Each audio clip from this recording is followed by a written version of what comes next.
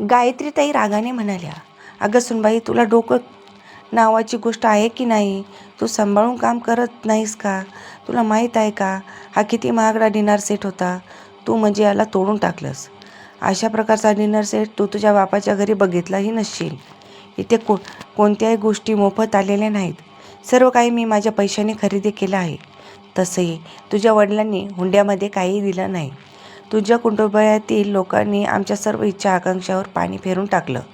जर आम्हाला आधीच कळलं असतं की तुझ्या माहेरची लोक इतकी गरीब आहेत, तर आम्ही तुझं लग्न अखिलेशची सोबत कधीच जुळून आणलं नसतं. खरं तर या सर्व गोष्टी इतक्या मोठ्या नव्हत्या जितक्या रेवतीच्या सोनबाई तिच्या ऐकत होती. रेवतीच्या हातातून डिनर सेटमधून एक डिश पडली होती. त्यामुळे तिच्या सासूच्या मुखातून असे वाईट शब्द बाहेर पडत होते. हे कडवट शब्द ऐकून रेवतीचं हृदय तुटून गेलं. लग्न होऊन 1 आठवडासुद्धा झाला नव्हता. सासरी इतक्या लवकर टोमणे ऐकायला मिळतील या गोष्टीबद्दल रेवतीने कधी विचारही केला नव्हता. तितक्यात आतल्या खोलीतून तिची छोटी नणंद विनिता या सर्व गोष्टी ऐकून बाहेर आली आणि म्हणाली, आई, आता हे नातं आपल्याशी जुळलं आहे, त्यामुळे आपण काही करू शकत नाही. पण दुसऱ्या भावाला म्हणजे राहुलला अगदी विचार करून आपण त्याच्यासाठी मुलगी शोधायला हवी. हे देवा, माझी दुसरी वहिनी दिसायला सुंदर असली पाहिजे आणि तिने जास्त हुंडासुद्धा आणला पाहिजे, म्हणजे आमचं डोकं गर्वाने उंच होऊ शकेल. मग यामध्ये राहुल मागे कसा काय राहू शकत होता? तो म्हणाला, आई, तू काळजीच करू नको. मी अखिलेश दादा इतका साधा नाही की गरीब घरातील मुलगी घेऊन येईल. मी अशा घरात लग्न करेन जिथे तिकडची लोक अगदी श्रीमंत असली आणि मुलगीसुद्धा रेवती वहिनीपेक्षा अनेक पटीने दिसायला सुंदर असेल.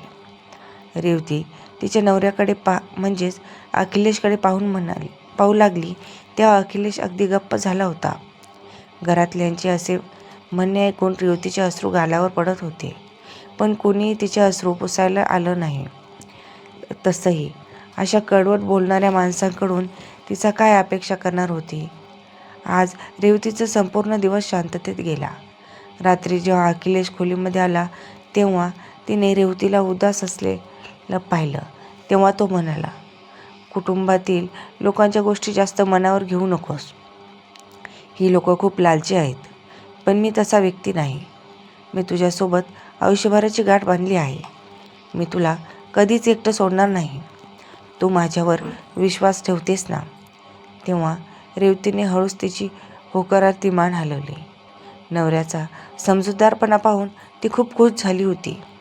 त्यानंतर तिची सासू, नणंद आणि दीर दररोज तिला टोमणे मारायचे. कधी तिचा दीर राहुल, तर कधी विनिता, तर कधी तिची सासू गायत्रीताई तिला काही ना काही म्हणायचे. त्यामुळे रेवती दिवसेंदिवस उदास राहू लागली. तिला फक्त एकच गोष्टीचा आनंद होता की ज्या व्यक्तीसोबत तिचं लग्न झालं आहे तो व्यक्ती खूप चांगल्या स्वभावाचा आहे. अखिलेश हा शांत स्वभावाचा व्यक्ती होता. त्यामुळे घरात कसल्याही प्रकारची भांडण होऊ नये म्हणून तो नेहमी स्वतः शांत असायचा आणि रेवतीलाही शांत करण्यास सांगायचा. असेच अनेक दिवस गेले. महिने आणि वर्ष उलटू लागले. पण आज घरातल्यांनी हद्दच पार केली. घरातील सोनं हरवल्यामुळे त्यांनी रेवतीला विचारपूस करण्यास सुरुवात केली आणि तिला टोमणे मारत ऐकू लागले की घरातील सोनं तूच चोरलं आहेस. घरातल्या शेवटी वरच आळा घातला. यावर अखिलेशसुद्धा भडकला आणि स्वतःच्या बायकोवर खोटा आरोप केल्यामुळे घरातल्यांच्या विरोधात जाऊन म्हणाला की आजपर्यंत मी काहीच बोललो नाही, कारण मला घरात शांतता भंग करायची नव्हती. पण तुम्ही सर्वजण माझ्या रेवतीला इतका मोठा आरोप कसा काय लावू शकता? बिचारी माझी बायको दररोज सर्व काही ऐकून सुद्धा गप्प असते. ती एकही शब्द बोलत नाही. कदाचित याच कारणामुळे तुमची आज इतकी हिंमत वाढली आहे. कारण तो रेवतीकडे पाहत मला, चल रेवती, आता आपण इथे एक क्षणभरही थांबणार नाही, असं म्हणून अखिलेशने स्वतःच आणि रेवतीचं साहित्य भरण्यास सुरुवात केली. ते दोघे घर सोडून निघून गेले आणि एका भाड्याच्या खोलीत राहू लागले. काही दिवसानंतर अखिलेशचा छोटा भाऊ राहुलच्या लग्नाचं आमंत्रणपत्र त्याच्या घरात आलं. पण घरातल्या इतर कोणत्याही सदस्यांनी अखिलेशला फोन केला नाही. तेव्हा रेवती अखिलेशला म्हणाली, जे काही झालं ते आपण विसरून जाऊ. जर आपणच राहुलच्या लग्नाला जाणार नाही तर चांगलं वाटणार नाही, कारण शेवटी तुम्ही त्याचा मोठा भाऊ आहात. त्यावर अखिलेश म्हणाला, ही गोष्ट घरातल्या मोठ्या लोकांना सुद्धा समजली पाहिजे होती ना, की त्या घरात घरचा मोठा मुलगा आहे. त्यांना काय वाटलं की फक्त लग्नाचं आमंत्रणपत्र दिलं तर मी लगेचच लग्नाला येईल. आता मी इतका परका झालोय की मला फोन करायला कोणी तयारी नाही. अखिलेश तिथे जाण्यासाठी तयार नव्हता आणि ते दोघेही लग्नाला गेले नाहीत. 2 महिन्यानंतर रेवतीच्या मोबाईलवर तिच्या सासूंचा म्हणजेच गायत्री ताईंचा फोन आला. तेव्हा त्या म्हणू लागल्या की जे काही झालं ते विसरून जा आणि आपल्या घरी परत या. आपली सासू अचानक इतकं प्रेम का दाखवत आहे. तेव्हा ही गोष्ट आधी रेवतीला समजलीच नाही. जेव्हा तिने गोष्ट अखिलेशला सांगितली तेव्हा अखिलेशसुद्धा आईच्या फोनवरून हैराण झाला की शेवटी रेवती समजवल्यानंतर अखिलेश घरी जाण्यासाठी तयार झाला. रेवती घरी आली आणि पहिल्यांदा तिची जाऊ नंदिनीला भेटली. ती विचार करू लागली की घरातल्यांना आणि तिच्या दिराला जशी हवी होती तशीच मुलगी मिळाली आहे. नंदिनी दिसायला खूप सुंदर होती आणि तसंच तिने घरात भरपूर हुंडाही आणला होता. 2 दिवसातच रेवतीला कळालं की नंदिनी घरात कोणाचंच ऐकत नाही, उलट स्वतःचाच हुकूम गाजवत असते. ती घरातील एकही काम करत नाही आणि सर्वांना मनाला जसं वाटेल तसं बोलत असते. रेवती परत येताच संपूर्ण स्वयंपाकघर सांभाळू लागली. घरातले सर्वजण खूप खुश झाले. रेवती परत कधी येईल म्हणून जणू याच गोष्टीची सर्वजण वाट पाहत होते.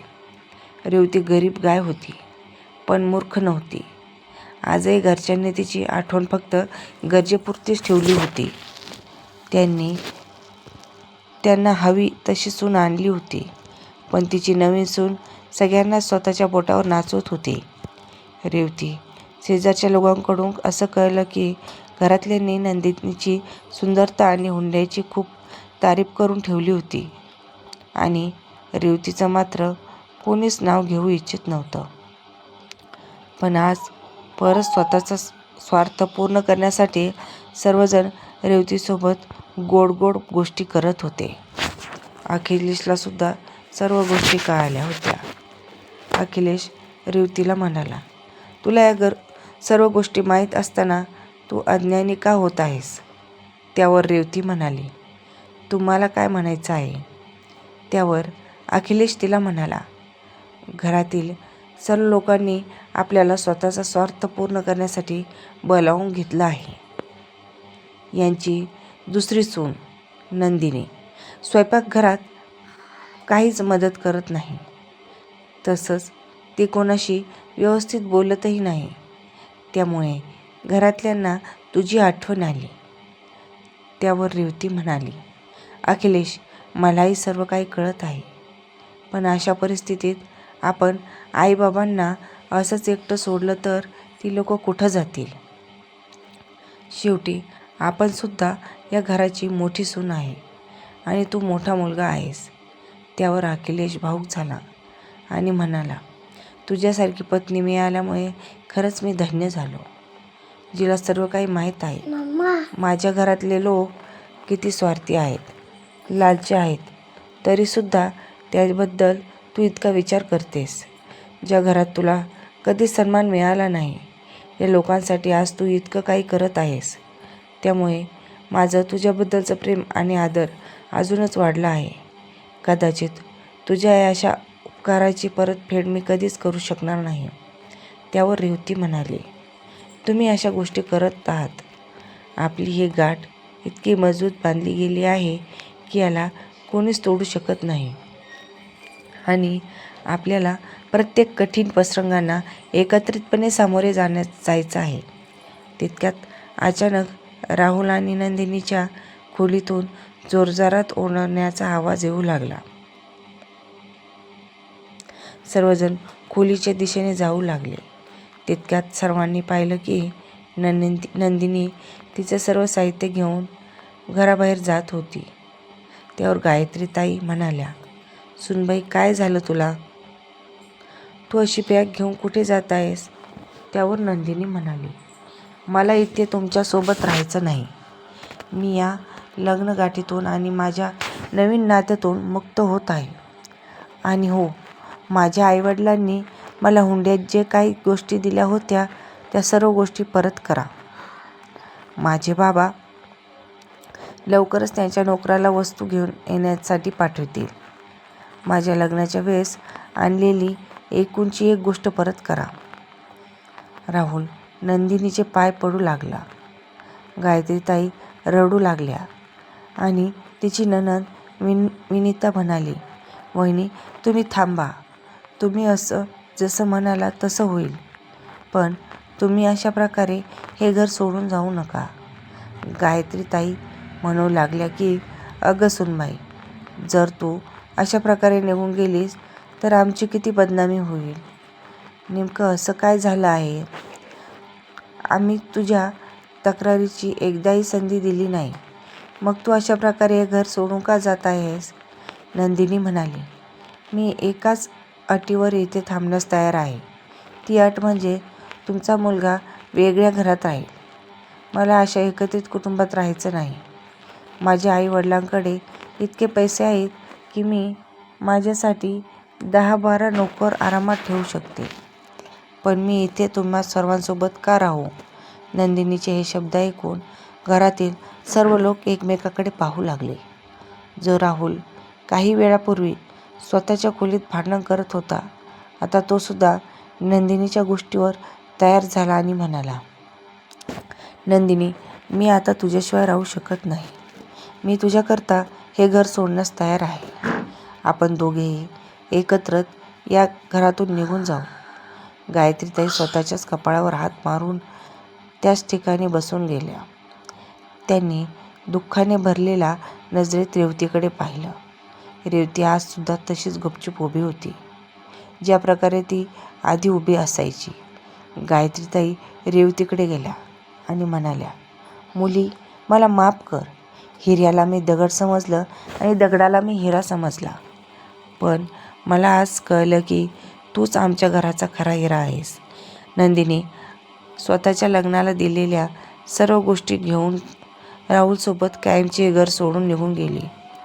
गायत्रीताईंनी सुद्धा त्या दोघांना जाण्यास थांबवलं नाही आणि त्यांना परत कधीच बोलवलं नाही. आता त्यांना खरा दगड आणि खरा हिरा यांच्यात फरक समजला होता. त्या म्हणू लागल्या की ज्या प्रकारे हिरा हा लांबून चमकताना दिसतो, त्या प्रकारे नंदिनीसुद्धा मला चमकणारी व्यक्ती वाटत होती आणि रेवती ही दगड वाटायची, जिला त्यांनी एका ठिकाणावरून दुसऱ्या ठिकाणी पाठवलं होतं आणि तिची कधीच किंमत केली नव्हती. पण आता त्यांना खरी सत्यता कळाली होती. त्यामुळे त्या म्हणू लागल्या की, "रेवती, मी तुला किती त्रास दिला होता, ज्यावर तू मला कधीच उलट उत्तर दिली नाहीस. कारण अशा प्रकारचे उलट उत्तर न देणं हे तुझ्या संस्कारात बसत नव्हतं." आता गायत्रीताई जेव्हाही राहुलला फोन करायच्या, तेव्हा तो सुद्धा स्वतःच्या आईसोबत जास्त बोलत नसायचा. कारण त्याला नंदिनीची फार भीती वाटायची आणि ही गोष्ट जर चुकूनही नंदिनीला कळाली तर ती कायमची राहुलला सोडून देईल अशी त्याला भीती होती. पण दुसऱ्या बाजूला रेवती होती, जी अखिलेशला त्याच्या कुटुंबियांसोबत राहण्याचा सल्ला द्यायची. गायत्रीताई आज रेवतीच्या सर्व गोष्टी ऐकत आणि तसेच त्या तिच्यावर खूप प्रेमही करत असत. दुसरी सून आल्यानंतर सासूचे डोळे उघडले. मित्रांनो, पैसा आणि सुंदरता हे आपल्या जीवनाला पुरत नाही. खरं प्रेम आणि आपलेपणा याच गोष्टी आपल्या जीवनात मौल्यवान असतात. ही गोष्ट तुम्हाला कशी वाटली कमेंट्स बॉक्समध्ये नक्की सांगा. आणि आमच्या चॅनलला अजूनही सबस्क्राईब, शेअर आणि लाईक नसेल केले तर नक्की करा. परत भेटू अशाच नवनव्या कथांसोबत. धन्यवाद. आम्हाला आवडली.